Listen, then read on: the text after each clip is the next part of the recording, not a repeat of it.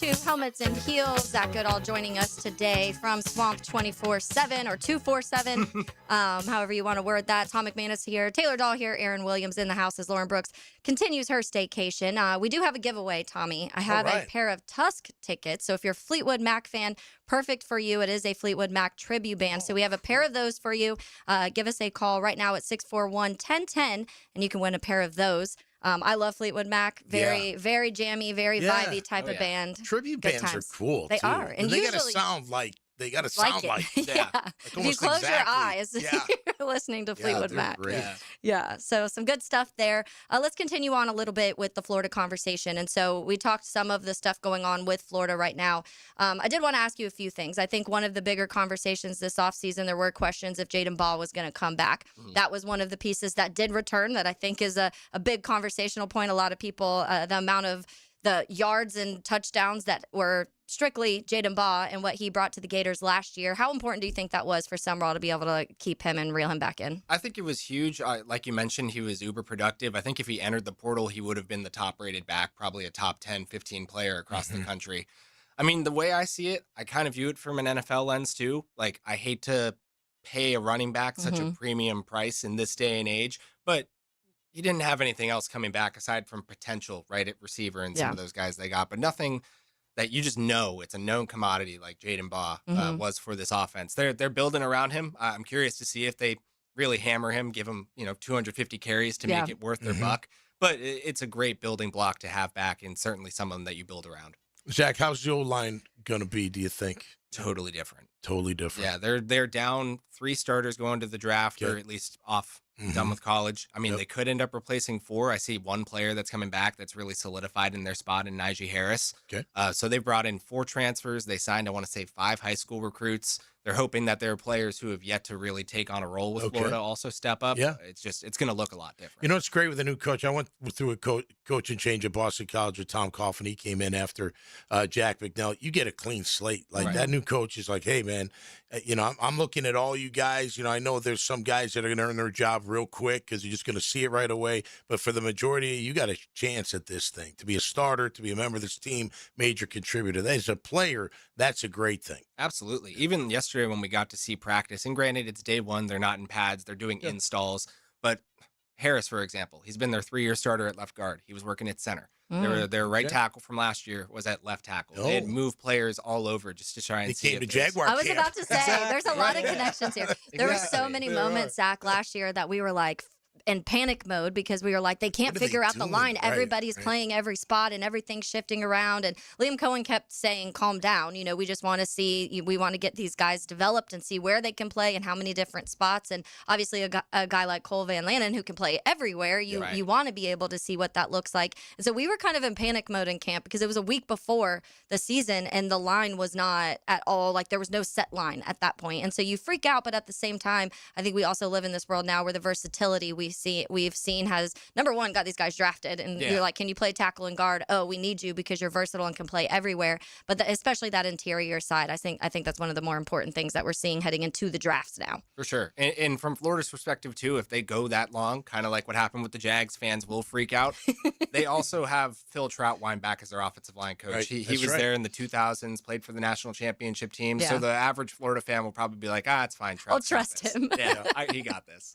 I love that. You mentioned a little bit earlier about the openness of the injuries. 2 of those that I saw you talking about, linebacker Miles Graham, one of them who had shoulder surgery this offseason, and then Dallas Wilson, who, going back and reading, was dealing with a foot injury in camp before the season started. It was something lingering, and then obviously that kind of escalated during the season, it sounds like. So funny enough, it was actually his opposite foot during the season. Both feet. So both feet, yeah, no. which, a little concerning for a route runner. But from what I understand is the one in the preseason he didn't have surgery on. He has a great 4-game stretch. I mean, I was talking about what they don't really know what they have at receiver.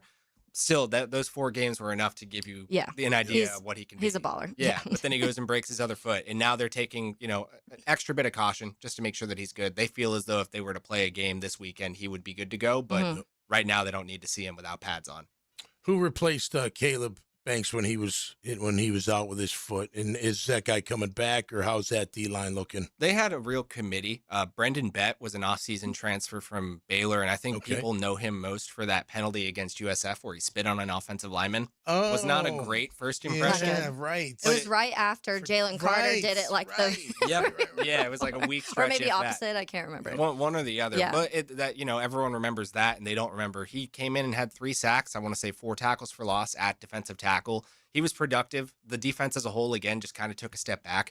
So a lot of players that did pretty well didn't get the credit they necessarily deserve. But he's someone I've got an eye on. A couple of rising sophomores who got a lot of playing time because of Banks being out. You would have thought maybe they'd have redshirted the year, but they needed to play.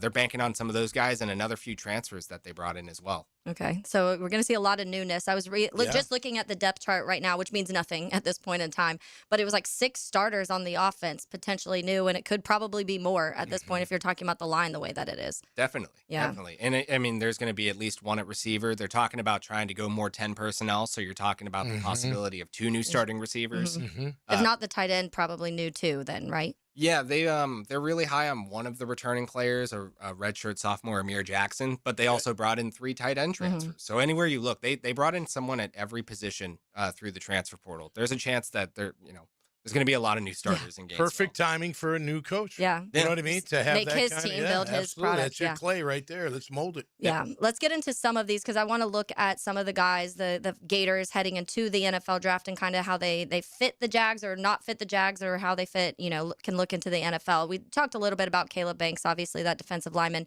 So when you talk about Banks in general and his fit on a defense in the NFL, where do you see him fitting best? I see him best as a 3 technique. I think he could probably be scheme versatile.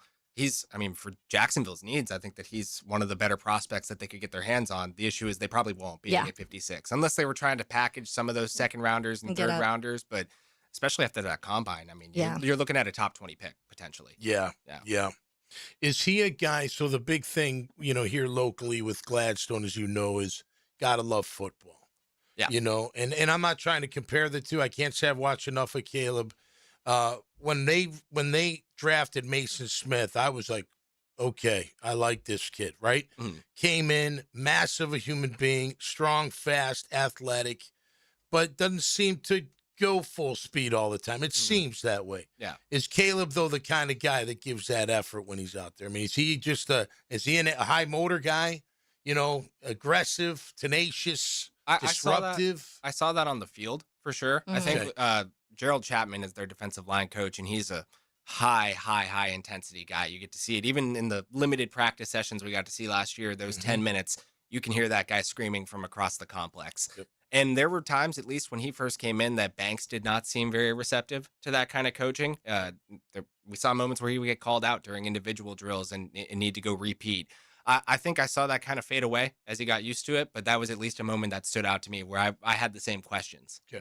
Yeah. Good. Yeah. I mean, I think that the defensive line, we've talked a lot in general for the Jags, is one of the bigger needs. And some of that conversation comes along too. It kind of seems like Devin Lloyd is not returning. So does that shift linebacker for you at all? And these are conversations we'll start having as we move forward. You talked, you asked us off air about Eric Armstead. Can you see a world where Eric Armstead, they release Eric Armstead because you were saying that the post June 1st, it flops like the amount they save a lot more if they wait till after June 1st. Like $10 million more. It's quite a bit of money. And obviously by then you know what you're getting in free agency and at least what you've drafted. And so if you feel like you've figured out kind of the interior defensive line, do you move that route? I mean, do you look at this draft and say we can get some interior defensive linemen and save money? Well, the draft, from what I've seen, it seems like it's more nose tackle heavy than 3 technique. And Eric's a true 3 technique. Yeah. So my question would be, okay, I'm for that if we're doing it, but who's replacing that? Yeah. Because I don't think there's anybody on the roster right now that replaces Eric Armstead. Right. So how are you saving that money you save? Are you going to get somebody that's going to be as good or better? Maybe a veteran or whatnot. I don't know if there's one out there other than the guy from Denver, Jonathan Franklin Myers. Yeah. Who's going to get paid a lot of money. Yeah.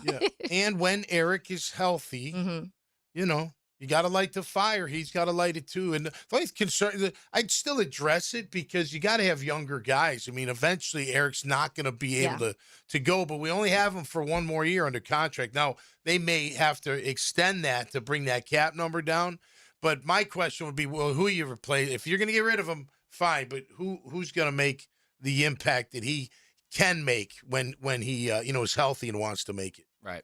Another player I want to chat about is Devin Moore. I mentioned his name off air to you, and you said you like Devin Moore, corner, obviously out of Florida. So thoughts on him, the type of cornerback he is? I think whenever he was able to play over 4 years at Florida, he was one of the better cornerbacks in the SEC. Like, you don't really see a ton of turnovers, but he was just really sound in coverage, real long. He's like 6'3", long arms. He was good in press. The issue was that up until his senior year, he wasn't able to play. I think he maxed out at about 7 games per season because he always had a different injury. He finally gets a fully healthy year in his senior year, looks really good, builds up his draft stock, goes to the combine, and it's revealed he actually had groin surgery after the season. That's why his 40 was down a little bit. He didn't do any other drills either. So he could be a player that, again, if he were healthy, probably skyrockets, probably is like a round 2 kind of guy. But when you consider that injury history and then the cherry on top as it happens right before he gets to the NFL, he could slide. And as a result, maybe he's someone that Jacksonville looks at in that later round 3, early round 4 if he gets there. Yeah, Tommy, we talked a little bit about it yesterday, and Hayes came on, and Hayes said he's confident that Buster Brown returns. And so, because the conversation we had is around Etienne, Lloyd, and Buster Brown, and he said he feels like the other two are probably going to outprice themselves here in Jacksonville, that Buster returns. If Buster returns, that cornerback room, especially if you're here, with Travis Hunter being back and looking like he's going to be mainly defense, that corner position of need kind of starts to drop drastically if Buster's back. Yeah, totally. And look, throw in Jarian. I know everyone's, I don't know, I think he's a better player than it seems like most people feel like. I think he could play inside. I think he could play outside. But you get Jordan Lewis back. You get Travis Hunter. You keep Buster. You know what I mean? You got a nice group of DBs. Now, that doesn't mean you won't grab one maybe in the draft. There's so many corners. It seems like they all ran like 4.4 at the combine. Like 20 of them. I saw this was the fastest combine in NFL history, like over all the average speed that everybody was running. Well, the DBs, they were on fire. So you could get some in maybe one in the 3rd round or even later, that you can help with depth. And what Broswell's back, they like him. We'll see if he can, stick around. But yeah, I think if Buster comes back, it does take the pressure off. You don't have to grab that, that cornerback. If one's there and they're high on your board or top of your board, then of course you make the move. Yeah, and I don't know if you guys feel the same way, and I know this will aggravate a lot of fantasy bros out there. Coming in, I thought Travis was a better corner prospect to begin with. We talked about it so much, obviously, during the offseason, and I think everybody said he was the more natural corner. Right. Tommy and I were kind of in the world of, okay, but you have this guy that can do both, and you want to see him making those big plays offensively and get touchdowns and have the ball in his hands, because if he's a playmaker, you want him to be a playmaker. But I also felt like things probably weren't handled the best in this offseason, and it felt like during certain times this year, they were forcing that too much of like, you have to be both. You have to be a corner. You have to be a wide receiver, rather than maybe letting things more naturally start to fall into place. And then you get hurt. And honestly, things got better offensively once he got hurt. And so you start having those conversations. Well, and listen, I mean, you draft, you give up to go move up. And then he's going to transcend and he's going to do all these things. And not his, doing, of course. He's just here to play. I'll tell you what, look, once I saw him play bump and run in the pros, man-to-man press and handle it no problem, and against bigger guys, I'm like, this man, he can really play corner. So I didn't watch a lot of Colorado. I'm asleep way before that stuff kicks off. But, you see the highlights. You know who he is, of course, and you see that. But then I saw him do that, and I was like, man, this kid really can play corner. But then you see him with the ball in his hands. And he's so dynamic. I mean, do you remember I think it was the Chiefs game? Yeah. He caught like a hook.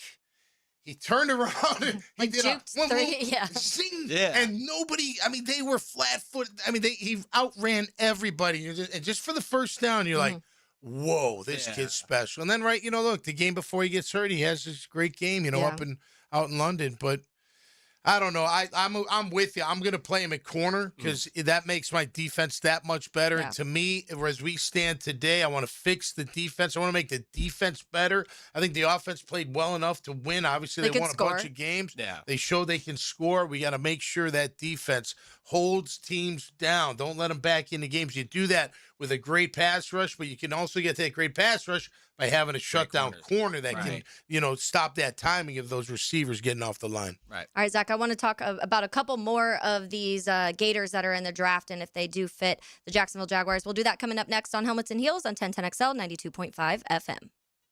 This is Helmets and Heels. Fought for you by Green Law Group on 1010XL. Live streaming from the XL Digital Studios. Brightened by Harbor Dental Care, Jacksonville's first choice for dental emergencies. DivorceMenOnly.com. This is Kenny Lay of Kenny Lay & Associates. Our firm specializes in representing men in family law. That's all we do. That's our only focus. We can help with all of your family law needs, such as divorce, custody, alimony, and child support. For over a decade, we have helped thousands of men with these types of issues. We even have an appellate division ready to challenge a judge's ruling. If you need a family law attorney, go to DivorceMenOnly.com. DivorceMenOnly.com. Offices, Jacksonville. David Garrard here, and once again, I'm reporting good news about how good my knees are doing following PRP treatment at Southeast Orthopedic Specialists. For an old quarterback like me, my knees are in great shape. You don't have to be a celebrity or a professional athlete to appreciate the everyday personal attention you'll receive at Southeast Orthopedic Specialists. For any orthopedic need, call on the pros at SOS. Southeast Orthopedic Specialists.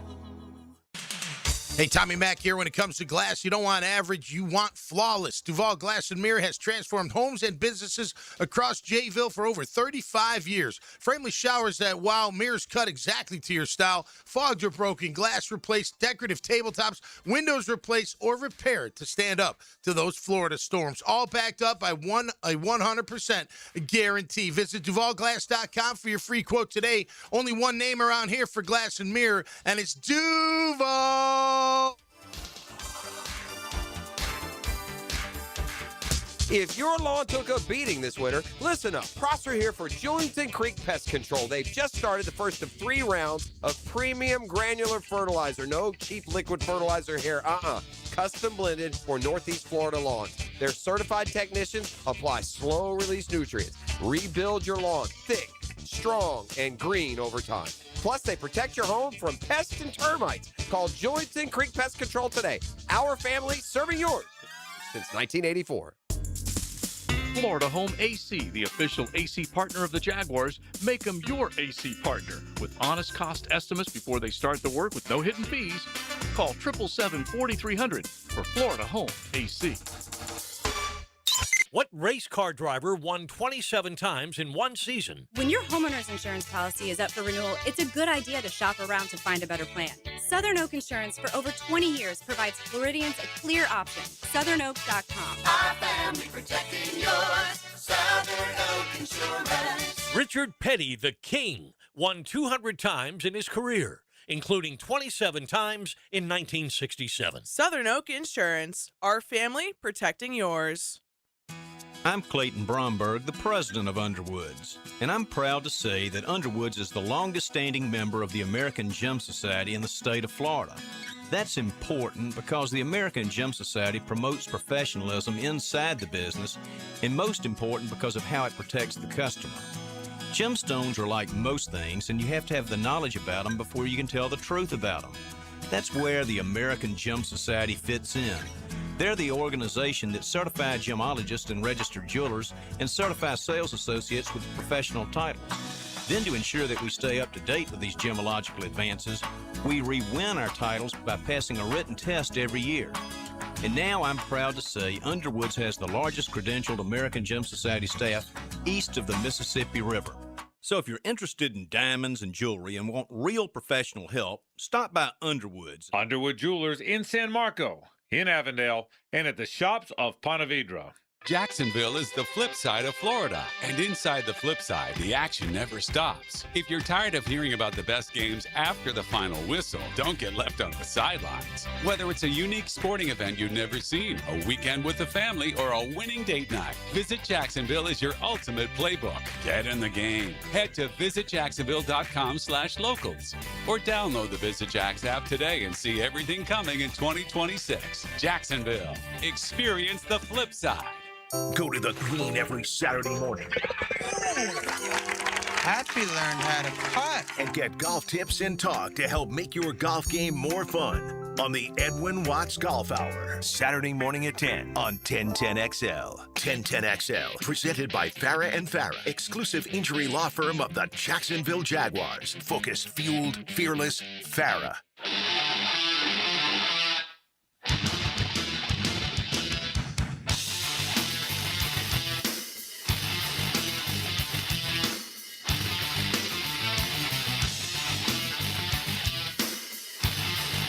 Welcome back to Helmets and Heels. Taylor Dahl here, Tom McManus here, Aaron Williams, and Zach Goodall of 24/7, Swamp 24/7, joining us now. We're talking a bunch of Gators. We'll talk about college football, kind of linking some of these things to the Jacksonville Jaguars. But Zach, are you a music guy? We're big music fans on this show. What's your music genre you listen to the most? Literally depends on the day. Yeah. Like on the way up here, I was listening to The Strokes. If you're familiar with that band, and then it transitioned to some Kendrick Lamar. Okay. So it's all over the place. I also like Fleetwood Mac. Just a shout out. Perfect. For that. There you go. Yeah.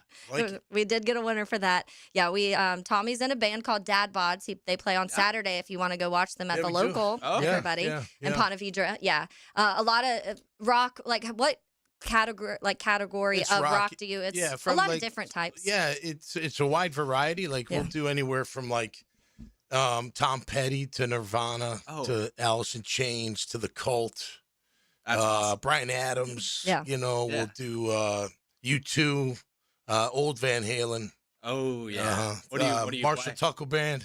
Yeah. What do you play? I'm the lead singer. Yeah. Yeah. Let's go. Believe it or not. Believe it or not. It's funny. I ran into a gentleman I knew from way back, and he's like, "You're a singer?" He's like, "You don't look like a singer." I said, "Yeah, a lot of people probably say that." What does that mean?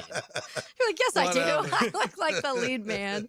But Dad Bods on Saturday. They're very fun if you want to go see them, the local Ponte Vedra. Let's talk a couple more of these players. There's two edge rushers that I'm seeing pretty high up into rankings, at least in the top 100, 120, something like that, in a lot of the PFF boards. And one of those being Tyreek Sapp, and then the other one being George Gums. I think we heard a little bit more. Lauren did one of her Lauren's Lane off of Gums at one point. But chat a little bit about those two guys. We've talked a lot here. Obviously, you have Trayvon Walker, you have Josh Hines-Allen, but it really feels like you need a rotational guy that can get in there and just get you 5, 6, 7 sacks.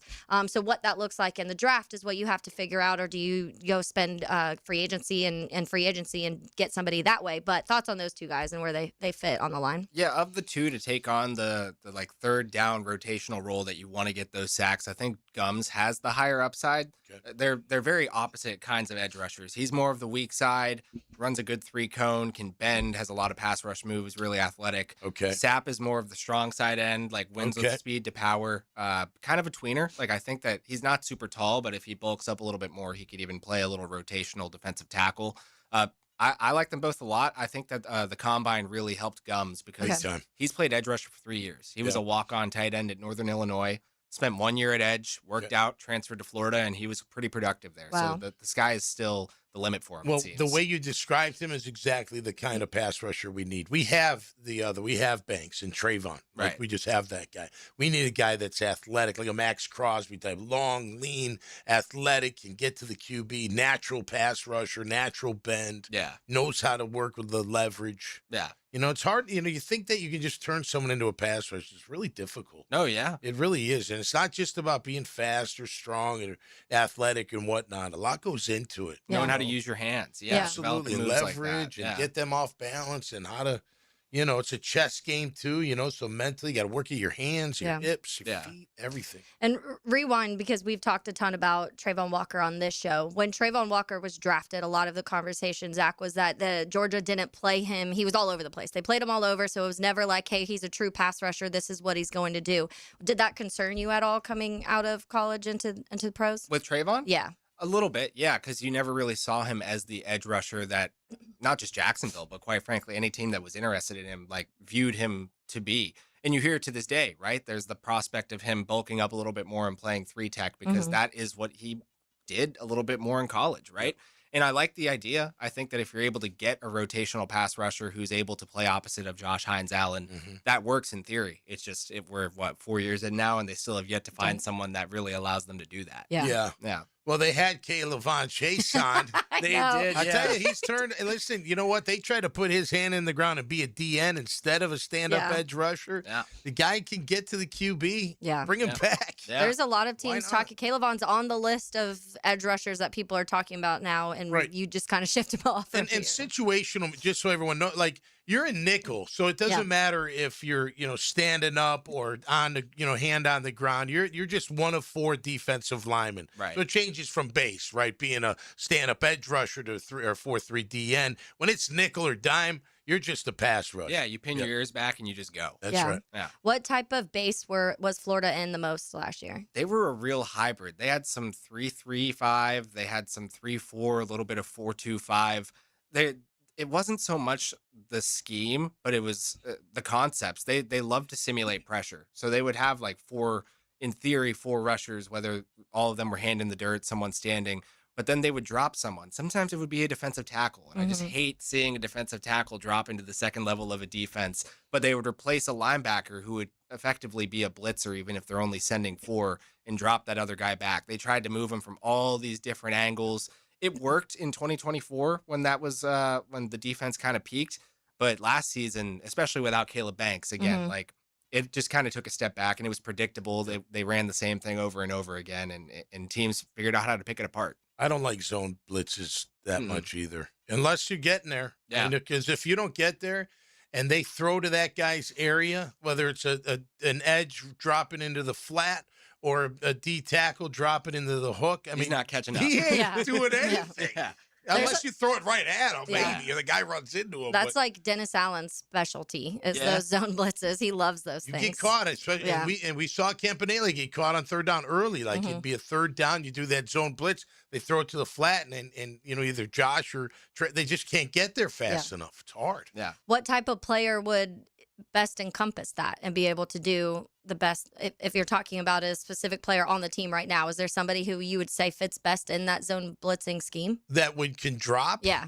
Maybe, but he's gone. Devin Lloyd. Yeah. I mean, he's got the length and the wherewithal to do it. Maybe. Yeah. I don't know who's on a roster right now that I would feel good about doing The good that. news is the linebacker group is very deep in this draft. That's somebody that there's something that they're talking about a lot when it comes to linebackers. So well, and you're here's the losing thing Lloyd, too. but- If Travis comes back and you can play press, you don't have to run those zone blitzes as often.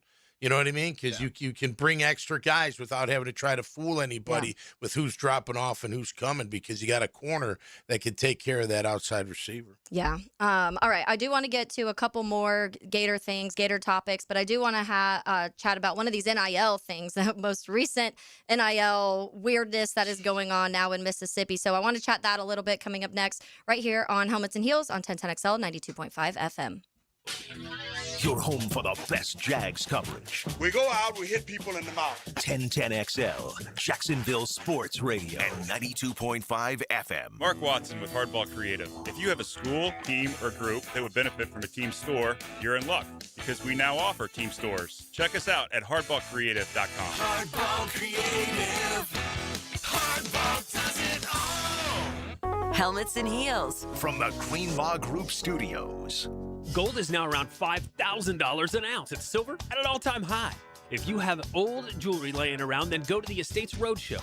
Gold and silver, old rings, chains, even broken jewelry. Don't wait. Cash in while gold and silver are hot. The Estates Roadshow is going on right now through Friday, 10 a.m. to 5 p.m.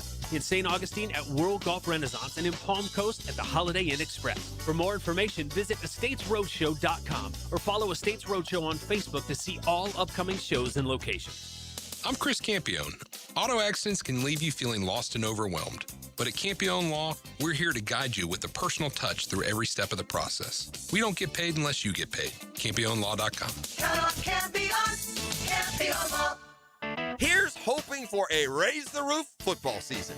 And here's knowing Next Gen Roofing is up for any job. Game day or storm season, you need a team you can trust. And you know what? You don't need a glitzy roofing company. No shortcuts, no gimmicks, no nonsense. Solid roofs at competitive prices and a commitment to the First Coast community. Right now, save up to $300 on your next roof replacement. When you need a roof, you need Next Gen Roofing. Team with you, it's a win every time. I'm with Greg from Cycles of Jacksonville, and you've got some really cool events coming up in your showroom on Atlantic near Regency. We've got some exciting things. All new Euro motorcycle, fresh out of the box. I've never seen it. Some demo days. We got Sully here to give us the detail. Yes, so March 12th from 10 a.m. to 4 p.m. we have a Euro demo day. Come out, test ride, and see if this is your next bike you're going to get. Very exciting stuff. All new Euro. You're going to want to see this. Everybody loves sidecars. Want more details? Check out Cycles of Jacksonville on Facebook and their Instagram page. Attention skilled electricians. Are you undervalued at your current company? Time to step up to the bigger projects and better opportunities. Join the team at Miller Electric Company, a trusted name in the industry for over 96 years. At Miller, we tackle the biggest projects in the city, offering not just a job, but an experience, top-notch pay, unbeatable benefits, and the best working environments in the business. Please join the team that values your skills and rewards your hard work. Elevate your career to new heights. Apply today at millercareers.com, an equal opportunity employer.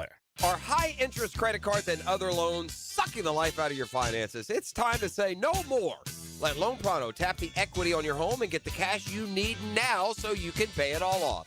Hey, it's Prosser here. Corey and Jack called Loan Pronto in a matter of days. They had $160,000. They kept their 3% mortgage intact, didn't even need an appraisal, and with all that cash, they wiped out all their credit cards and 2 car loans, saving $2,000 a month. You can do it too. LoanPronto.com, the rapid equity loan program, can get you $100,000, $200,000, even $500,000 in cash. Chloe and Ethan just did it. Consolidated all their high-interest debt into one super low monthly payment, giving them an extra $1,000 a month. Imagine. Pay off all the credit cards, slash your monthly payments, breathe easier. Get your life back. Interest rates are at 3-year lows. Call Loan Pronto today, 904-999-1500. That's 904-999-1500. Or go to loanpronto.com. Equal housing lender, NMLS 1661781. Visit NMLSconsumeraccess.org. All right, Jacksonville, you know spring has officially arrived when the pollen's flying, the grass is growing, and your septic system starts thinking about getting your attention. Trust me, a simple pump out now can save you from a disaster that'll have the whole neighborhood holding their noses. That's why you call Duck Rooter the only master septic contractor in Northeast Florida. Real pros, not somebody guessing with a shovel. Right now, schedule your spring septic clean and get $50 off septic tank pumping. When you're stuck, call the Duck, 904-862-6769 or duckduckrooter.com. 1010XL, presented by Farah and Farah, exclusive injury law firm of the Jacksonville Jaguars. Still present, ready. Farah doesn't flinch.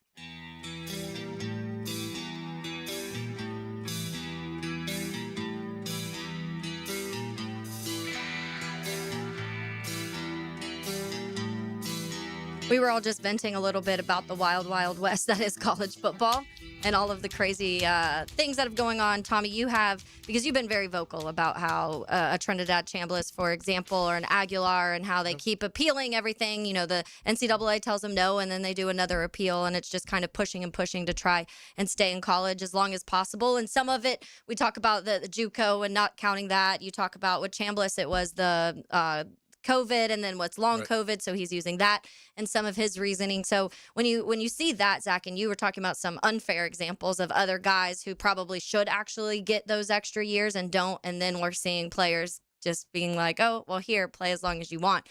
So what is your thoughts in that world as you're covering college football and you're closer to the situations than we are? Yeah, I just wish that there was some uniformity. I wish that there was a blanket rule that while there are going to be exceptions, like I don't know. There's a player for Florida who I was just mentioning to you. If junior college had redshirting, he would have redshirted his freshman year. He only played in a couple of games. Right. He ends up going 4 years in college when all is said and done. 2 at the JUCO, 2 at Florida. He applied for a waiver. I believe he did not end up getting it. So he only gets those 4 when realistically, he's someone Florida probably needed back. Yeah. He ended up turning into a pretty good player, but also it's just I don't know how that applies to him, but not some of these other players. Like to Aguilar, exactly. Like how can he not get it if Chambliss is going to get it? it's just another level or layer of how messy this has turned into because no one wants to make rules and follow them. I think if you had an age cutoff, you could stop a lot of it. Yeah. You know, if 23 was the limit. Look, JUCO used to be like you go to JUCO, okay, then you got 2 more years of eligibility. Okay, do what you can with it. Right. And then now if you get hurt, I understand it. Your coach leaves, whatever. You know, though there are different, like you're saying, there are different circumstances, but that was just the deal. I mean, that's what it feels like this, you know, everyone gets a trophy kind of stuff, you know, like, look, it ends for everybody, you know, and you can't be 25, 26, 24 years old playing against 18 and 19-year-olds. I don't get it. I do get this because the argument will be, well, you can't deny Chambliss from making a living. He's getting paid to play. Like you can't deny that. I get that, but man, there's got to be a line. Yeah. You know what I mean? I want the kid to make as much as he can. But the reality is and again, we've talked, he should cut him out this year. He might have a better shot.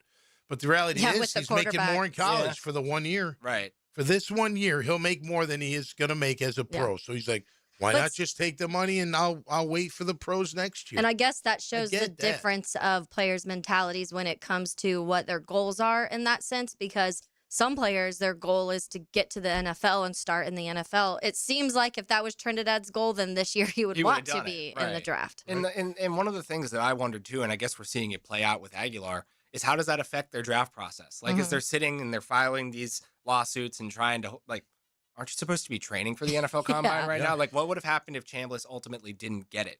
Like, Aguilar got to go to the Combine. How far behind are you on all of the Aguilar went to the Combine, right? But, like, So how much training did he get to do compared to all the other quarterback prospects? It's just, it's so messy. Yeah. And the conversations that are had in those time periods, especially once Combine starts.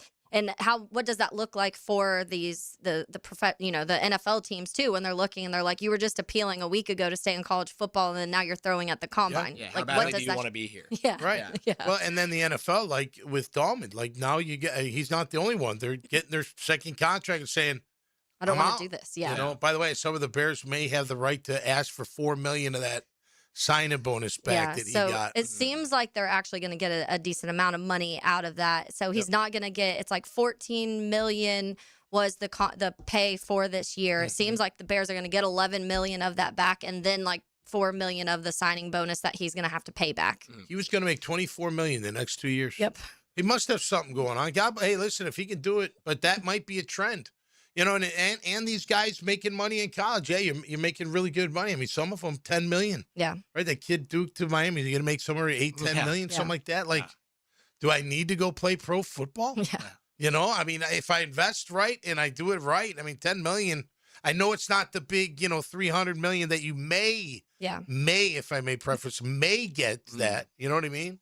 And I will say, as we were talking about the JUCO and players, that I guess the system's changed a little bit in the last 3 years, and so that's why it's a little bit different. But one player that I'd actually like to see here in Jacksonville, and that's the Bears safety Jaquan Brisker, who is probably not returning back to Chicago. But he is, number one, he's one of my favorite players. He can do everything. He can stop the run. You can blitz him. He's really good in coverage. He does a little bit of everything. He's one of those, he reminds me of Jarian in the sense of like he'll be chirpy when he needs to, but he kind of backs it up when he needs to. But he started at Lackawanna and went to 1 year of JUCO, spent 3 years at Penn State, and was like, all right, I'm done. Like, I had my 4 years. This is what it is. And I feel like that's what you use that 1 year. That 1 year for him in JUCO was like, this is the grades part was for him. So he had bad grades, had to go to JUCO, and then got his grades up, was able to develop a little bit at that JUCO level, 3 years at Penn State, and is in the NFL. Looking for a second contract now. I mean, you do get 5 years, in college ball with a red shirt. Yeah, so, I mean, it's not like, they're trying to get you out of there in 3.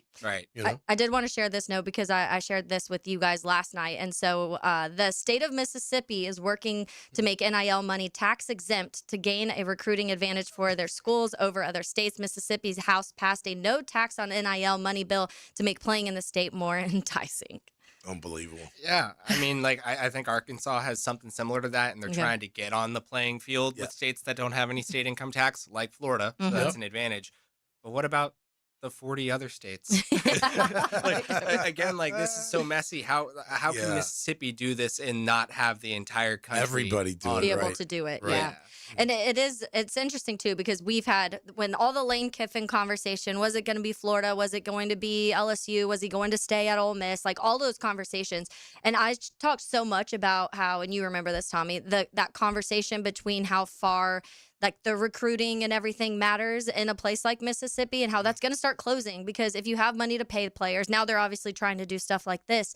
But when you talk about even the recruiting process, you don't have to be in Florida anymore to recruit Florida players. There's too much access when it comes to, you get all the film and everything now, but there's Zoom and there's FaceTimes and you can communicate so easily. You don't have to be down the street anymore. And oh, by the way, these players are about to make millions of dollars and can fly mom and dad to Mississippi if they want to watch them play. Or that'll be part of the deal. We'll fly them in. Yeah. You know what I mean? You got to be careful with the film, though. I don't know if you guys have seen this in the last couple weeks, but those huddle clips that are coming out of AI? high school, they're fake Yeah, I plays. just heard that. Yeah, that's awful. Yeah, what People happens are with awful. that? Like what? I mean, So you good, have to, It's going to be like that Manti Te'o thing with a football prospect. Like, Literally. this coach, I swear, this kid's unbelievable. Look at him. And then they never show up. Good thing is these coaches, these teams, they all have like their own unique private access, so they know if they're getting legit film because it's in their database. But I mean, all it takes is a school that is lesser funded in their football program has coaches on Twitter scouting these plays, and then they realize, wait, the line of scrimmage is here, but the chain gang's all the way right. What's going on? Why are the numbers backwards? there's some like older booster that's like, look at this video I saw. We got to go get this kid.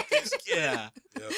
All right, let's continue on some conversations. I want to switch over to the Jaguars a little bit and talk about some of those, the positional needs we feel like are most important right now, pre-free agency, that drastically changes a lot of times once free agency happens. But we'll start some of that conversation coming up next on Helmets and Heels on 1010XL 92.5 FM. Every tackle, basket, and crack of the bat. Your radio home for play-by-play is 1010XL. Heads up, Jacksonville. Termite swarms are active right now, and once they get inside, damage can happen fast. Termites don't knock, they silently attack the structure of your home, leaving behind costly repairs and long-term headaches. Lauren Brooks here. Protect what you've worked hard for with the proven protection homeowners trust. Terminix it with advanced termite treatment and prevention solutions. Visit Terminix.com to schedule your free termite inspection today. Terminix.com. Been in a car crash?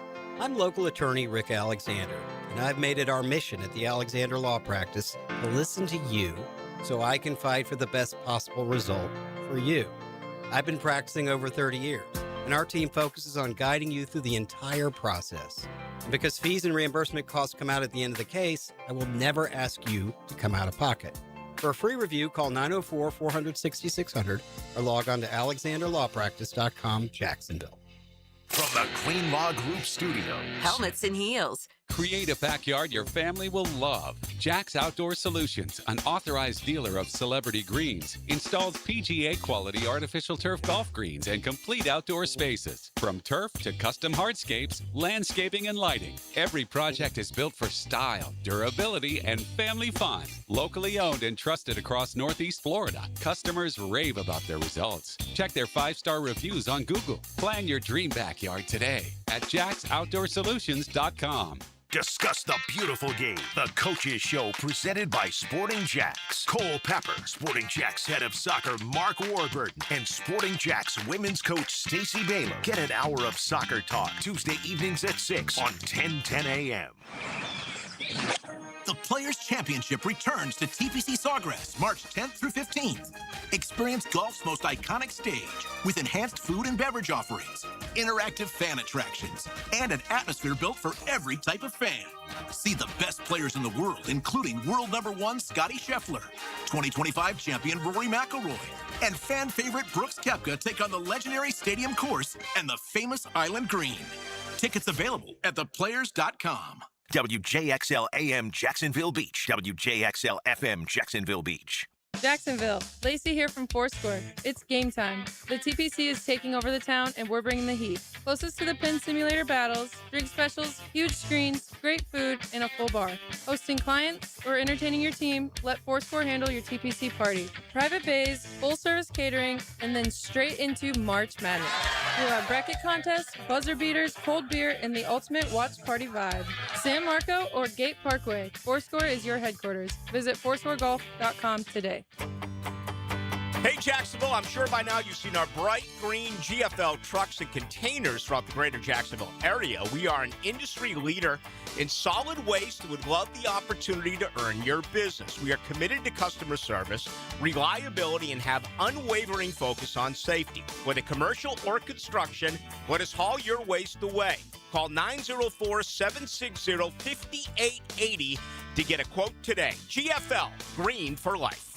Joe C for Preferred Roofing, reminding you your roof is more than just felt and shingles. It's a system that not only keeps your home dry, but also impacts your heating and cooling bills. Preferred Roofing and Construction is a GAF Master Elite roofing contractor lauded for having the ability to educate and inform homeowners on their options. Why GAF and Preferred Roofing? They're veteran-owned and operated with ties to Duval for decades. A family business ready to make sure your family has a good roof over its head. Log on, preferredroofingjacks.com. I'm Max Fink with your 1010XL Southeast Orthopedic Specialist local sports update. The Jaguars did not use their franchise tag on running back Travis Etienne Jr. or linebacker Devin Lloyd, so both will hit the free agency market next week when it opens up. This week's PGA Tour event is the Arnold Palmer Invitational from Bay Hill down in Orlando. Teeing off tomorrow, the final event before next week's Players' Championship. It's 75 degrees at 3:01. Time and temp brought to you by Bueller Air and Plumbing. Stay cooler with Bueller.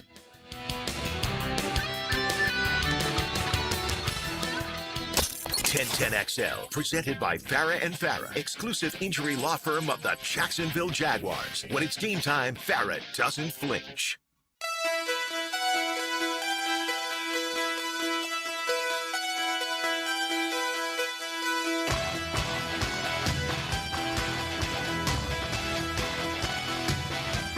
Hour 2 here on Helmets and Heels. Tom McManus in the house. Taylor Dahl here. Aaron Williams filling in for RJ Saunders and Zach Goodall joining us today. We've talked a lot of Gators. We've talked a lot of college and the draft and NIL and portal and all of that. I want to shift a little bit over to the Jacksonville Jaguars. Yesterday, obviously, as not many, there was only 2 tags made yesterday, so it wasn't a booming day when it comes to that. We've seen less and less. I think you are going to start to see that's probably the number 1 or 2, maybe 3 you'll see during the offseason. There's just not really advantages anymore for the teams or the players to tag the guys. Yeah, but a big trade yesterday. There was a big trade. The Rams. Yeah. It's just like, Today. hey, give us a first round. We'll spend the first round. Whatever. That's one thing. You want to talk about bold organizations and how they are like, here, take all of our picks, or here, we're going to trade away our young quarterback in Jared Goff, or here, we're going to take these picks.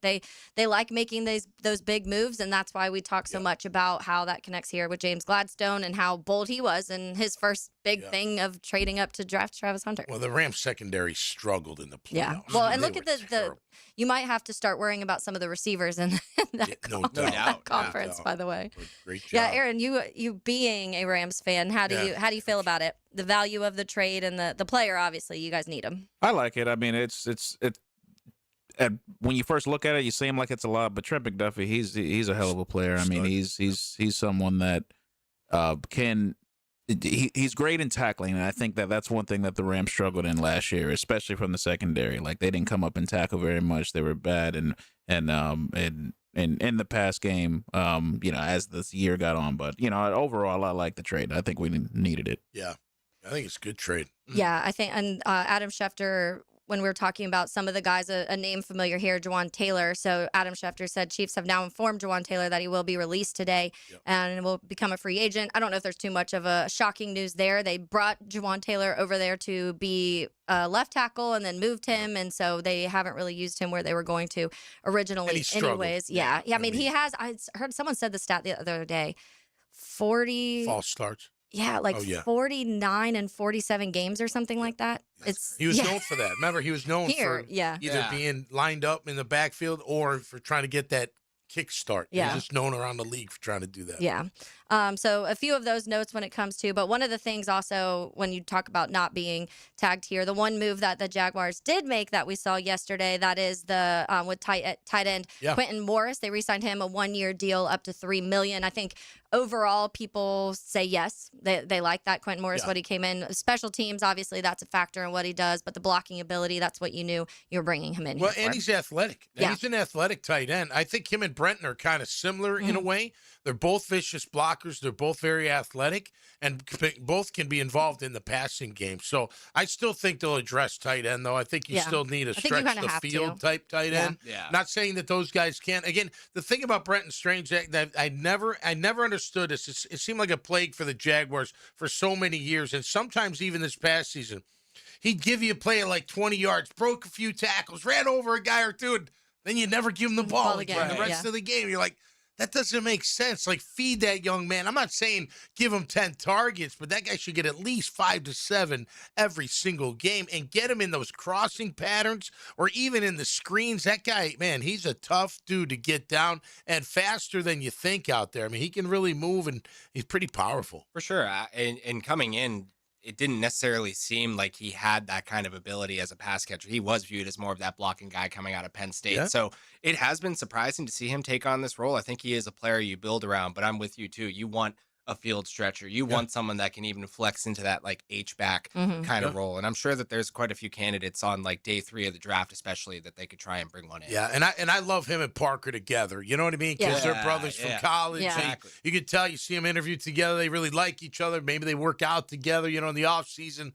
But I like that those two dogs are together. Yeah, so the list of Jaguars that will now hit free agency: De'Ami Brown, Emmanuel Ogba, Devin Lloyd, Travis Etienne, Andrew Wingard, Greg Newsome, Tim Patrick, Austin Johnson, Dennis Gardeck, Dewan Smoot, Quentin Morris stayed, Monteric Brown, and Josh Cephas. Long list of names hitting free agency, so some decisions to make there when it comes to that. It seems from talking to Hayes yesterday, Lloyd and Etienne, I mentioned this earlier in the show, from just chatting with people, seem to maybe pricing themselves out. Looks like they do want to keep Buster, find a way to keep him there. Any of those names on the list, though, when it comes to those free agents that you want to see stay also, Tommy? Gardeck. Yeah.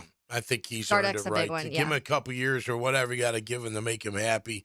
Give him some money so, again, that he feels good about everything. But I thought he was a great pickup by them. I think he can rush the passer even more. I think you got I think Foye can rush even more and be very effective in getting after the quarterback. But no, I think Dennis Gardeck's a guy that you need on your team. He's got the right attitude, temperament. He flies around. He knows how to play the game. He's smart. He'll run down on kickoff and punt, even when he's starting, even when he's playing a lot of defense. You need a guy like Dennis Gardeck. Would you like a Smoot back, if like an affordable deal with Smoot?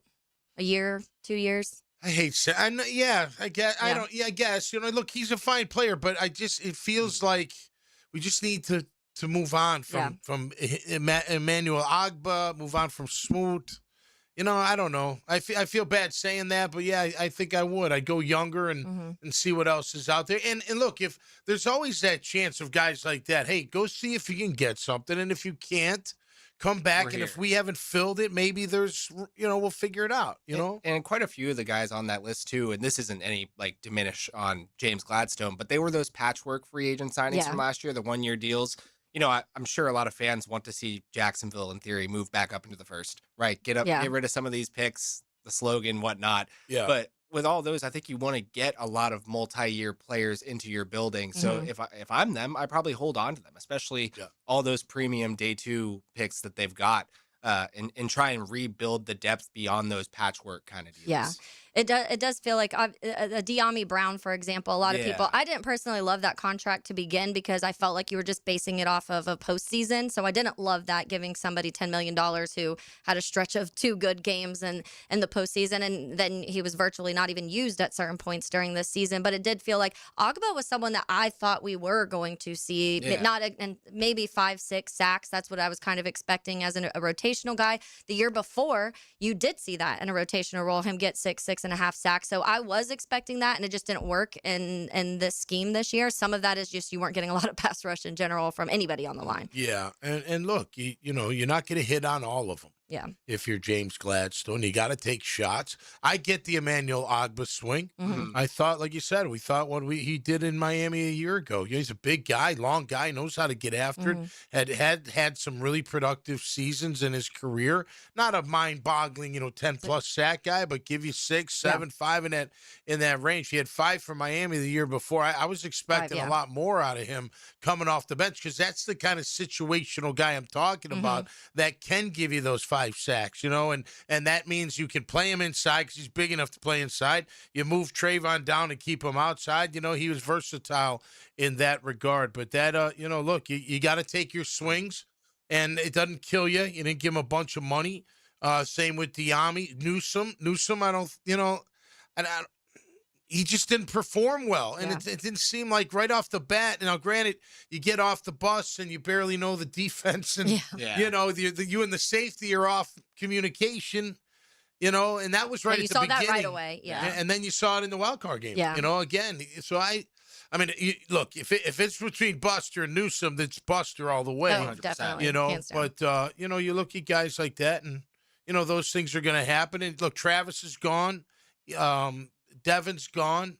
It's too bad. I mean, I'm happy for him to get as much money. I'm happy for both of those guys because those are two names, Tommy, that coming in this year were almost in prove-it years in the sense of people were kind of saying, okay, well, Devin Lloyd can't drop back into coverage and Devin Lloyd's not going to have a spot on this team. There were rumors after the draft that Liam Cohen was going to trade Etienne and it was going to be Tank and Tootin. And it was that was all the mindset. And both of these guys won their spots in camp and then had good seasons to prove, like, I deserve a spot in the NFL and I deserve to get paid. I see Tennessee making a run for Devin. Really? They got a ton of money, man. They have and he can be utilized even further, in my opinion. I think he can really get after the QB. Yeah. Not necessarily like a 3-4 outside backer, but moving him around inside, in between the tackles, up on the line of scrimmage. That'll hurt to watch. Definitely. No, I know. Well, that's what happens. That's the risk you take, that someone in your division takes one of your best players. With Etienne, I don't see that happening anywhere, especially since Montgomery in the division. Yeah. So, I'm happy for both of them. Listen, you only play this game for so long. Make as much money as you can and you're comfortable with. So when you're done playing, you not necessarily retire from everything, but you don't necessarily have to go looking for something because you're all taken care of. Yeah, let's loop back around to some college football. We're going to talk to Brian Fisher on the other side, Sports Illustrated, covering college football. So we'll do that coming up next here on Helmets and Heels, 1010XL, 92.5 FM. It's more than great drives, stellar shots, and perfect putts. 1010XL is your radio home for the Players' Championship with live Southeast Orthopedic Specialist leaderboard updates. Teed up by Dynamic Drives and Designs, Wingstop, and North Florida Medical Centers. Insurance companies have teams of lawyers working to protect their bottom line. I'm Chris Campione of Campione Law, and you deserve someone just as focused on protecting your bottom line. We go head-to-head with insurance companies every day, and they know our name. Giving you peace of mind and delivering results is our job. With no fees unless we win, there's no risk to get the help you need. Visit CampioneLaw.com. Offices, Jacksonville and St. Augustine. Count on Campione Law. Helmets and Heels. From the Green Law Group Studios. Don't miss your chance to see LPGA Tour Stars of Tomorrow competing at Atlantic Beach Country Club March 5th through the 7th. It's the Epsom Tours Atlantic Beach Classic presented by Access Golf, and it's the first stop on the pathway to the top 15 ladies receiving LPGA Tour cards at the end of the season. So get out there and watch some high-quality golf. Support the ladies of tomorrow. Tickets and information available at AtlanticBeachClassic.com. That's AtlanticBeachClassic.com. He's our big hitter. I'm Jaguars Today's middle linebacker, Tom McManus. He tackles Jags talk from a middle linebacker's point of view. Fridays on 1010XL. Protected by Renewal by Anderson Custom Windows and Doors. Proud partner of the Jacksonville Jaguars. Hey Jacksonville, it's Fred Taylor. If you've been in an auto accident, you need a team who knows how to get you back on your feet and back to your life. At North Florida Medical Center, they don't just treat the injury, they treat the whole person, from physical therapy to pain management. North Florida Medical Center has a team of experts ready to help you heal and recover. I trust the team here at North Florida Medical Center, and you can too. So don't wait. Call North Florida Medical Center and get the care you deserve. Meet John and Ben Lupo, first and second generation owners of Jacksonville's Beards Diamonds. We can do things that these corporate stores cannot do. Make decisions on the spot. Our pricing is better than anybody else's. We do not do commissions. We really try to keep it a family environment, relaxed. We're not trying to sell you what we want. We're trying to listen to what you want. In fact, don't be surprised if you end up spending less at Beards than you had budgeted, because they're going to teach you how to buy a diamond like a dealer buys and show you how to buy smart. If we can save the consumer money, we're all about that. If we can achieve the same look, the same quality, and for them to spend less, that's what Beards is built on. Why pay more if you don't have to? Dad always taught me from day one is you got to look at the diamond. You can't just buy off the paperwork. Rather than us just saying, hey, this one's $7,000, the other one's $10,000, we're going to tell the consumer why this one's $7,000 and why this is $3,000 less, but almost looks identical. Don't overpay at the Wall Street-owned corporate chain. Get the transparency and value you deserve at Beards at St. John's Town Center. Hey, it's Matt Hayes. I'm celebrating a little anniversary this week. 2 years ago, I hit my goal weight with a Wake 180. 40 pounds gone, and now I know it's not 100 plus like Hacker, but 40 was my number. That was the weight holding me back, slowing me down. And the best part? Free maintenance for life. That's the difference. I didn't do it with meds, didn't do it with side effects, didn't rely on a shortcut that I had to stay on forever. I did it with a plan, awesome coaching, and learning how to eat in a way that actually works in real life. Awake 180 knows you travel, knows you eat out, knows you have cravings. A real-life plan for real-life people. Maybe your number's 25 pounds. Maybe it's 40 like mine. Maybe it's over 100 like Hacker. Whatever your number is, we're proof you can reach it and keep it off without putting something in your body you don't want there. Awake 180 works. Get your number at awake180weightloss.com. That's awake180weightloss.com or call 844-346-1800.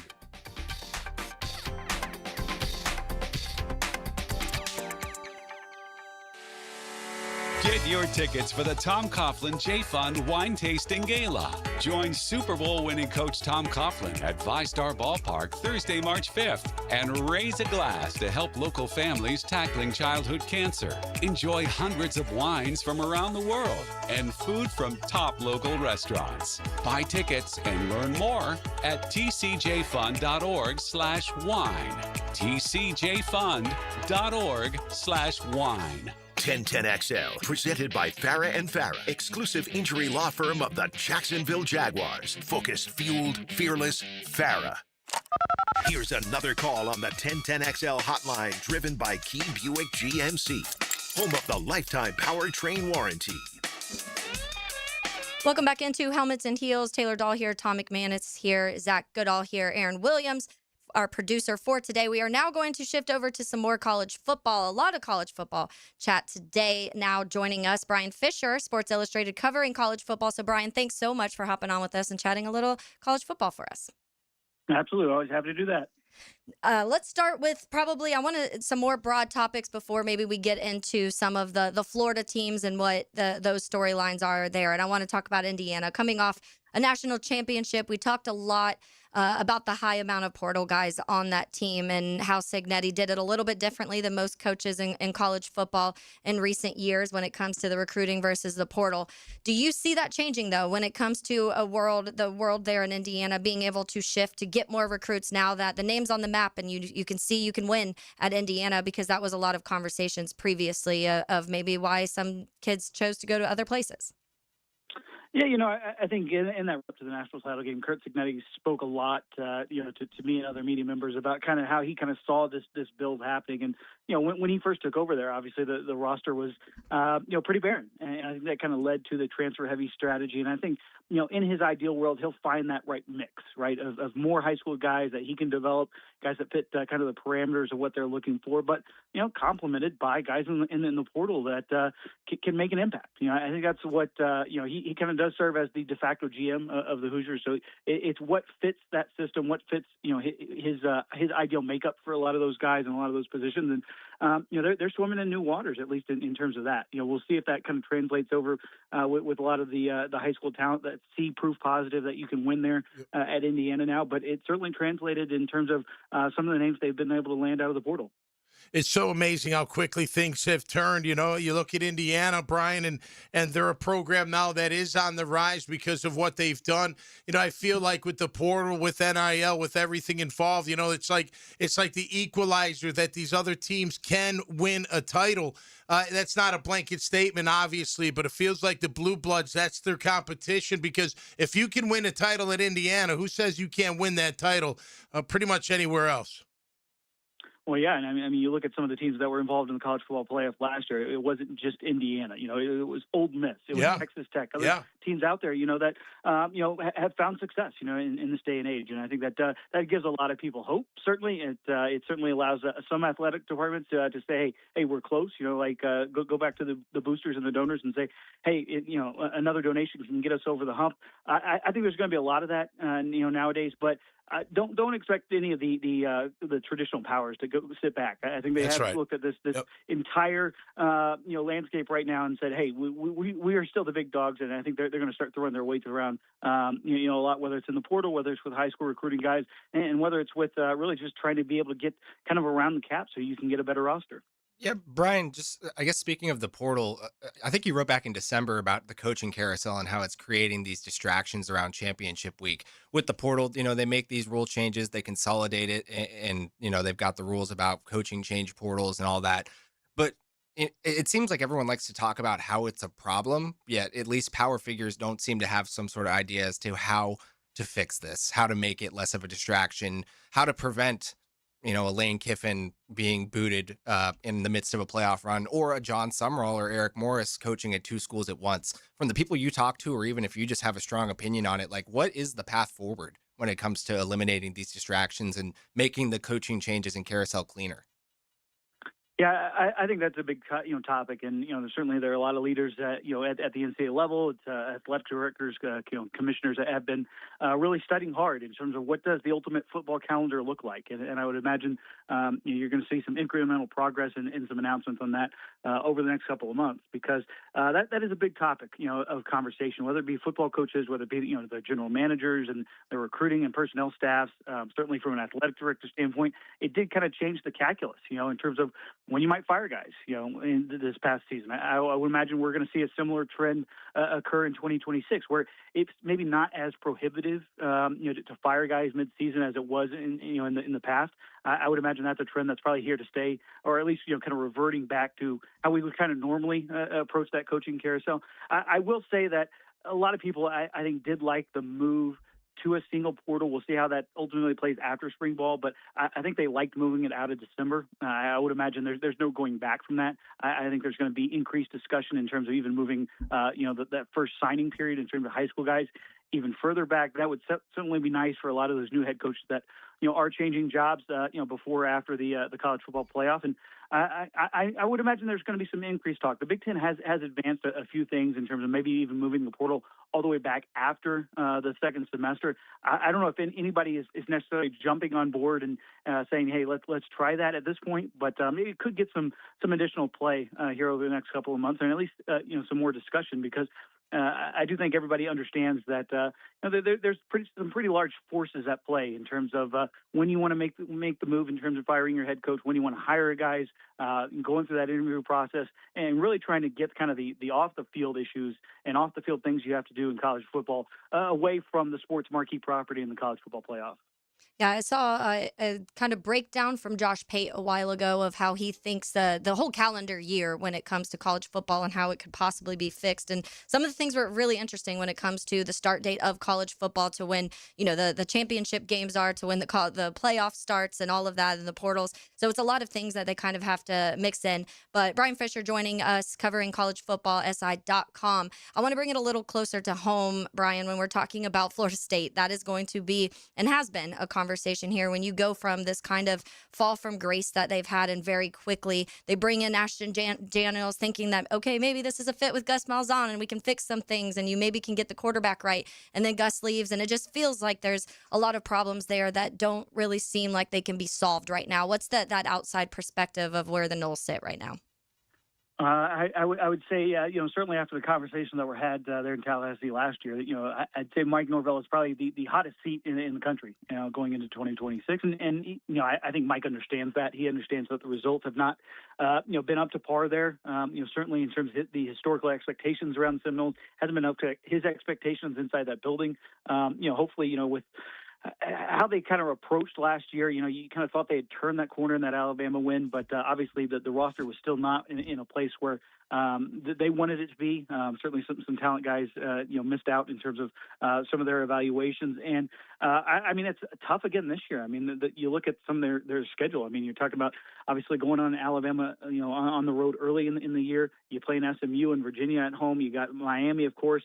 I think Louisville's on their schedule as well. So it's going to be another difficult difficult climb, for Mike there to get out of this. And I don't think the hot seat talk, which we all know that fan base, they're definitely accustomed to making their feelings known, not only there in Tallahassee, but across the country. And I don't think that's probably going to do this group and not only the coaches but the players themselves any favor going into 2026, given that's kind of the dominant storyline around FSU, as well as really during the season itself. I think that's probably going to have some adverse effects, and it wouldn't surprise me at all if we're talking about this same thing, come September, October, November. And so what have you done for me lately kind of life, isn't it, Brian, especially in college football? Listen, you got to have the QB, right? Norvell missed on the quarterback twice, 2 years in a row, and you better hope you got some young guys that maybe can take over at some point. I think it's a slippery slope. I was talking about it earlier with Zach, our guest here, and Taylor, about that's got to be one of the toughest jobs as a coach in college ball, how to build my program with my quarterbacks. Do I go the portal and get one-hit wonders that can help me maybe get into the playoffs? But if I do that, how do I grab these young kids out of high school and keep them happy and hungry and ready to go, and just in case I need them? I think it's a really tough balance. Yeah, and the tough thing about thinking you missed out on the quarterbacks, back-to-back years. You kind of thought they had turned the corner on their biggest problem, as of late in terms of that offensive line. And you kind of thought, all right, maybe there is some tangible signs of progress. Obviously, they had the big undefeated season, before it ended there in the Orange Bowl. But you kind of thought, all right, they've turned a corner. They've understood how to evaluate guys, how to keep this thing going. And it is a bit of a warning sign, for a lot of other coaches out there. I think in terms of yes, they hit quickly. They were able to flip the program, had a great season. Certainly didn't have the outcome they wanted that 1 year, but this is kind of the issue. When you are so portal heavy, in terms of your overall makeup of your roster, sometimes those guys are just not going to hit. They're going to, the evaluations are going to be missed, and plus it's expensive. And so I think that's the other thing that FSU is kind of grappling with. You'd love to spend money on this roster, love to get things turned around, but it's certainly tough opening up those purse strings, knowing your coach is on the hot seat. You might have to save some of that money for a buyout. Brian, when you talk about that, the same kind of conversation with the quarterbacks and what Miami's been able to do down there with now hoping to, I guess, do it again with the Darian Mensah, but back-to-back with Beck and Ward. And so it does kind of feel like Miami's felt they've found the secret recipe of that balance between recruiting and portal, and obviously good coaching with Mario Cristobal, and just the quarterback being a big part of that.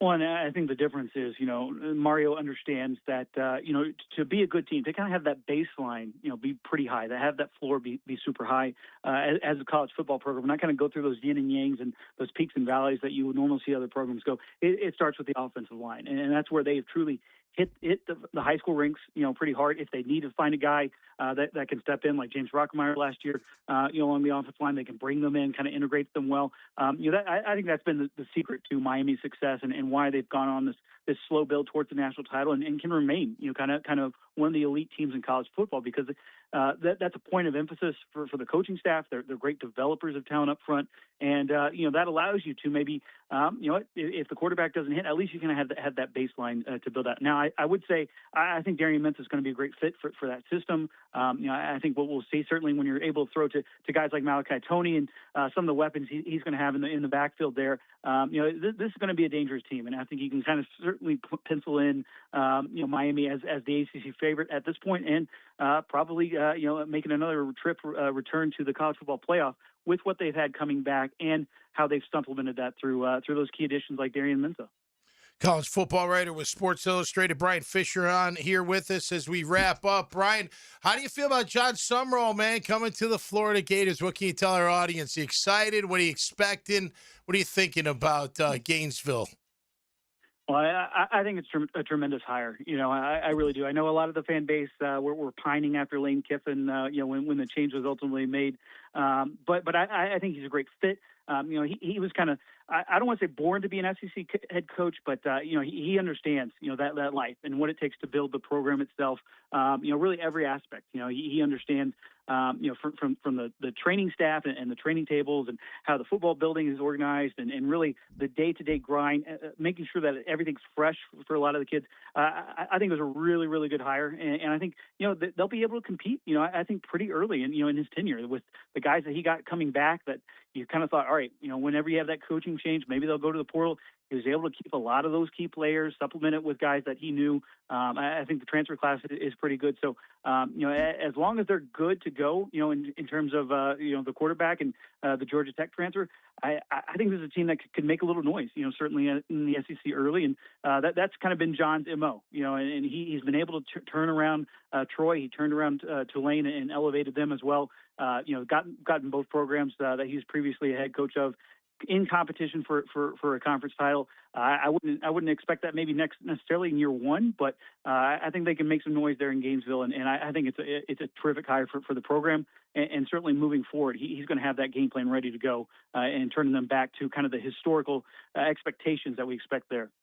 Brian, you definitely feel the shift of energy in Gainesville, and I think that's to start what they needed. But we appreciate your time today, as usual, as spring camps heat up and we get a little bit of college football going. Absolutely. Good to be on with you guys. Thank you. All right. Thank you. Yeah, a lot of interesting notes in the college football world. One of them I read, by the way, the ACC quarterbacks, only 5 are returning and multiple 4 different schools. I think it's 3 returning to the same school. That's pretty crazy. A lot of all movement. quarterbacks get paid, man. Yeah. I wonder how sustainable it is for Miami to do it the way to keep they doing are. this. Right. I know. Right. Because they're setting their own bar each year of how much they're willing to pay. They're bidding against a lot of other teams, but they're also bidding with themselves. Yeah. I guess you gotta have a freshman badass that is going to take over and just say, hey, look, it's 1 year, and after that, it's you for as long as you want. All right, you leave after 2, whatever. You know what I mean? But you got to find that that recruit that's willing to say, okay, I will sit here. I'll sit. Pay me some money. I'll sit around. Sure, no problem. I'll just go to not class. All right. Anyway. We've got the golden moment, not the Todd Golden moment. We got another golden moment coming up on the other side. That's right here on 1010XL 92.5 FM. It's a test of patience and power. Here they come, side by side for the lead. This Sunday at Phoenix. Oh boy, here we go. This is going to be tight right here. NASCAR is revved up by the Plumbers and Pipe Fitters Local Union 234 and 1010XL. DivorceMenOnly.com. This is Kenny Lay of Kenny Lay & Associates. Our firm specializes in representing men in family law. That's all we do. That's our only focus. We can help with all of your family law needs, such as divorce, custody, alimony, and child support. For over a decade, we have helped thousands of men with these types of issues. We even have an appellate division ready to challenge a judge's ruling. If you need a family law attorney, go to DivorceMenOnly.com. DivorceMenOnly.com. Offices, Jacksonville. Helmets and heels. Backed by Green Law Group. For the insured. Fighting for you. Best Bet poker fans, the stakes are high this month as Best Bet dishes out over $700,000 between Jacksonville, Orange Park, and St. Augustine's poker rooms. Feeling lucky? How about daily high hands, weekend winnings every Friday and Saturday, and go for the green on St. Patrick's Day, where a royal flush in clubs wins up to $5,000. See all the details at bestbetjacks.com. That's bestbetjacks.com. Hey, Jacksonville, David Garrard here. If you want a street-legal golf cart that's built with quality and style, check out Dynamic Drives and Designs in Jacks Beach. They have new, used, and fully customized carts from the top brands like Atlas, Dodge, and Pilot Car. Every cart gets a complete expert inspection, so you know it's ready to hit the road. Their team can help you design the perfect custom cart that fits your style and needs. For your custom golf cart, visit dynamicdrivesdesign.com today and see your perfect ride.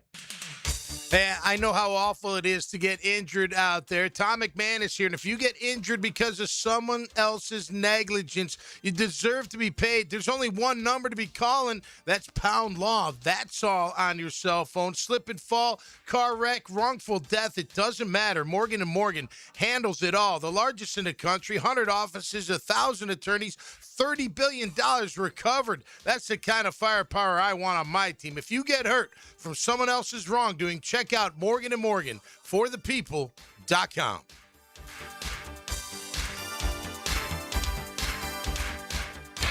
I'm Stacy, and I want to tell you about my fogged up window fiasco at my house. I called up Mac at Baker Glass. He told me all I needed was a glass replacement. The process was so easy. All within a few days, they came out, measured, called me with an estimate, cut my glass, and came out to install the new ones. Now my view outside is fog-free thanks to Mac and his crew at Baker Glass. And my neighbors think I got some fancy new windows. I'm Mac with Baker Glass. No one treats you better. Beat the spring cleaning rush and call our cleaning heroes at Zero Res. Hicken here. This is the perfect time to clean your air ducts as you deal with allergy season, AC efficiency, post-winter, and more. This month, take 15% off dryer vent cleaning and air duct cleaning. Clothes taking longer to dry? Built-up lint restricts airflow and increases fire risk. Professional dryer vent cleaning helps dryers run safer and more efficiently. Call Zero Res today.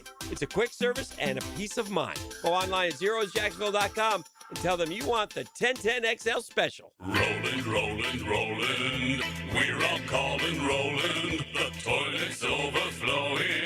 Oh my. When you've got a leak and can't wait a week, call Roland Reese Plumbing, 260-7059. Southwest Greens is the OG of artificial turf in North Florida. Stop mowing and start chipping or putting or just relaxing with a beautiful backyard, maintenance free. Log on to southwestgreensofjacksonville.com to see what they can do to your backyard. Checkmate.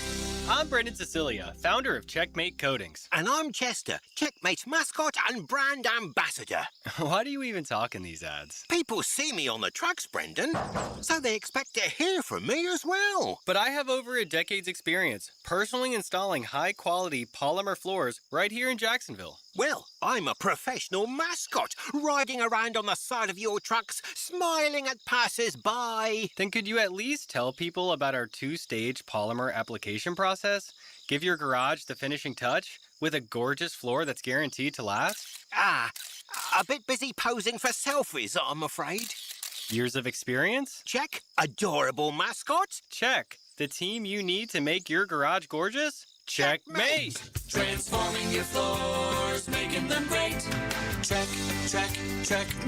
Visit checkmatecoatings.com. That's checkmatecoatings.com. 1010XL, presented by Farah and Farah, exclusive injury law firm of the Jacksonville Jaguars. Still, present, ready. Farah doesn't flinch. Now, the Monahan's golden moment. Monahan Jewelers in Atlantic Beach, your local family jewelers.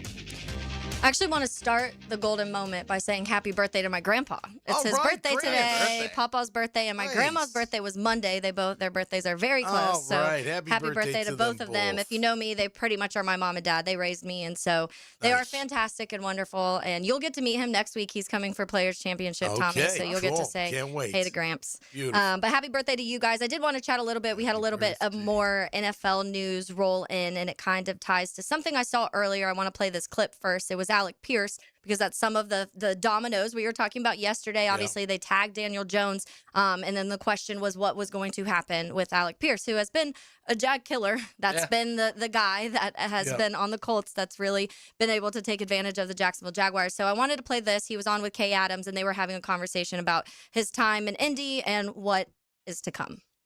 So knowing they have a quarterback now, how does that affect the way you're thinking? What's important to you? Yeah. At this point now, it's like I love Indy. I've loved playing there. Great organization, great people in the city. Just a ton of support. I know we haven't been as good as we could be, and I know we can be. But yeah, now at this point, kind of earned the right to explore free agency, see what's out there, and just make a decision that's best for my career and for my family. The hesitations usually aren't a good sign. Sounds like a guy who would be thrilled to reunite with Daniel Jones. Yeah. Yeah. But it sounds like they're not going to pay me what I want. So I'm going to go see what's out there. Yeah. You know what I mean? So, look, I don't know. You know, he is a downfield threat, but are you going to pay him like some of the top receivers in the game? Yeah. I mean, he could sit there and say, yeah, I deserve at least close to it. And I get that. And I may if I need a deep threat. Zach mentioned off air that Diggs got released by New England. Yeah. So Drake May could use a deep threat. He likes throwing the ball down the field, but pay big money. It just means that Indy couldn't get a deal done. That's all that means. And I think that's what they had hoped, like tag Jones and then, give the money to Pierce. Yeah. I think it was Hayes yesterday, though, said, man, I would have tagged Pierce. And then just see what happens with Jones. So, obviously, look, nothing happens in the NFL without reason. So the Colts don't value him as much as he thinks he should be valued, or they would have a deal done. They're probably like, hey, hometown discount. He's like, no, thank you. I love Kay Adams' question, like, and what works for you? The most money works for me, Kay. Dollar signs. Dollar signs. The money. Just so his 4 years in the NFL, 593, 514, 824, and 1,003 this last year. Touchdowns 2, 2, 7, and 6 in those 4 years. Yeah. But so I mean, and it hasn't. It was a lot more. That's what they're paying for. Yeah. So yards of reception. Wow. So 2024 was 22.3. Yeah. And last year was 21.3. Yeah, that's what they're paying for. They think he can sustain that. Yeah. So, I mean, he can against the Jaguars. I shouldn't say always, but hopefully they shut that down. But he has done very well against us. But yeah, that's. Because think about it. If you're clipping that, and even if you drop a few yards, all you need is a few catches. Yeah. You don't need many catches to really make an impact. It's over 1,000 yards on 47 receptions. Wow. That's pretty. That's great news for the Jags. Yeah. Yes.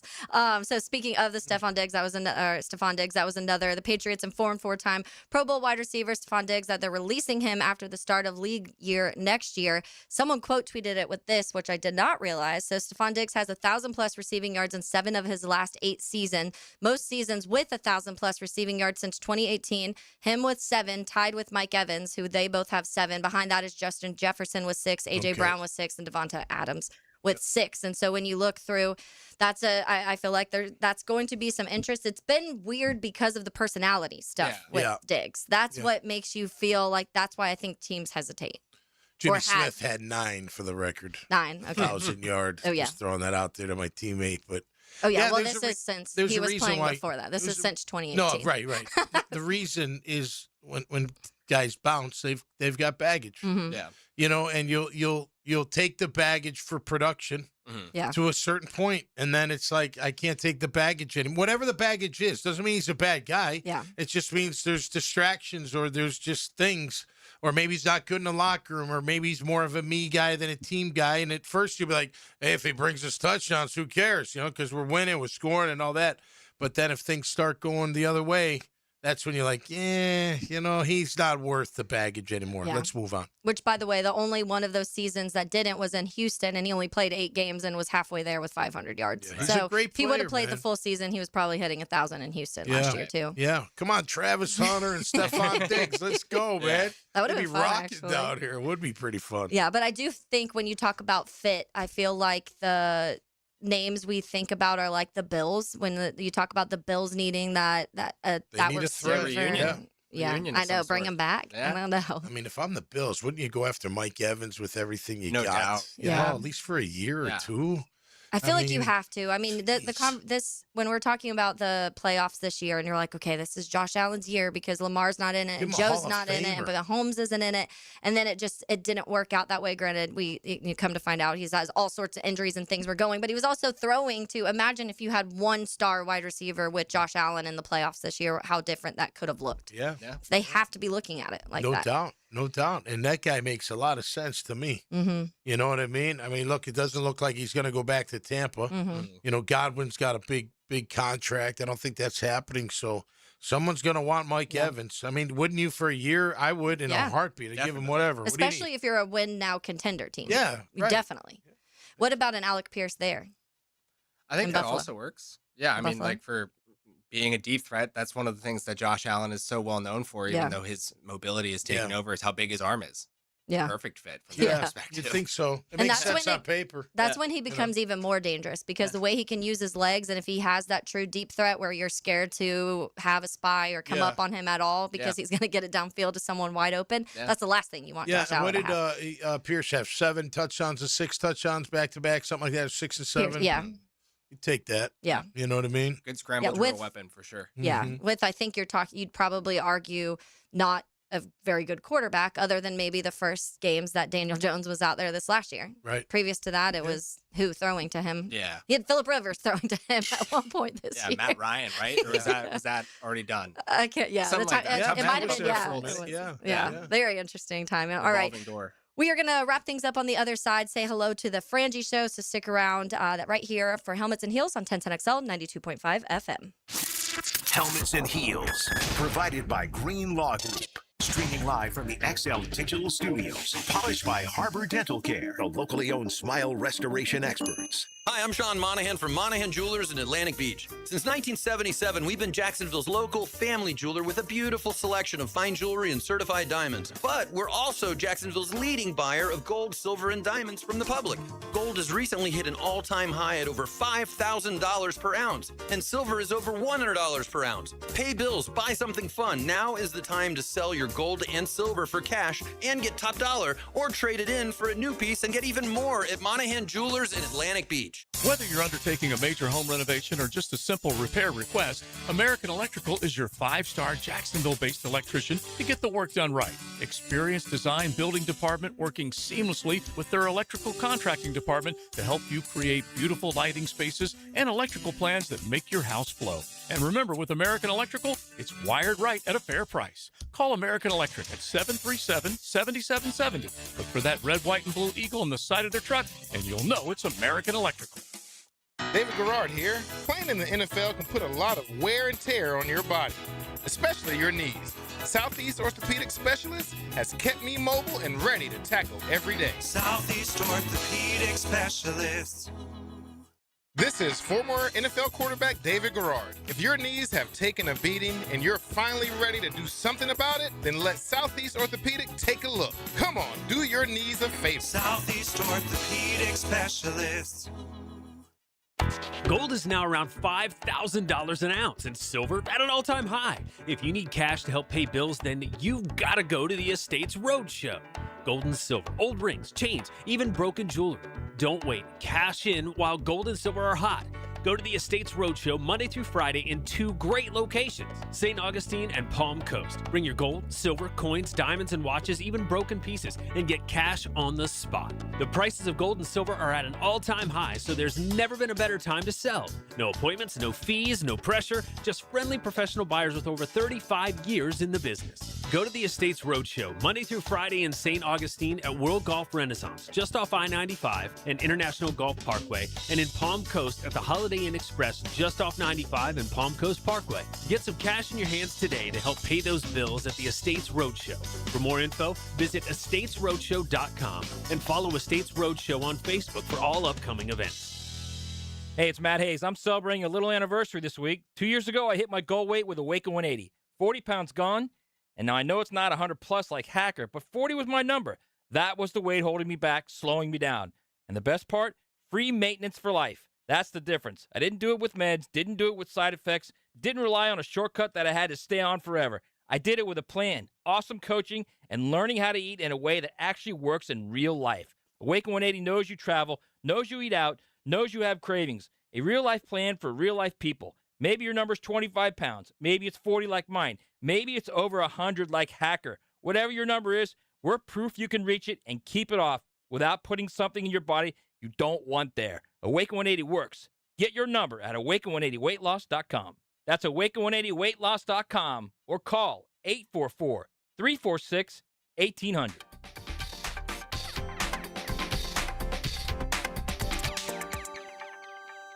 XL, presented by Farah and Farah, exclusive injury law firm of the Jacksonville Jaguars. When it's game time, Farah doesn't flinch.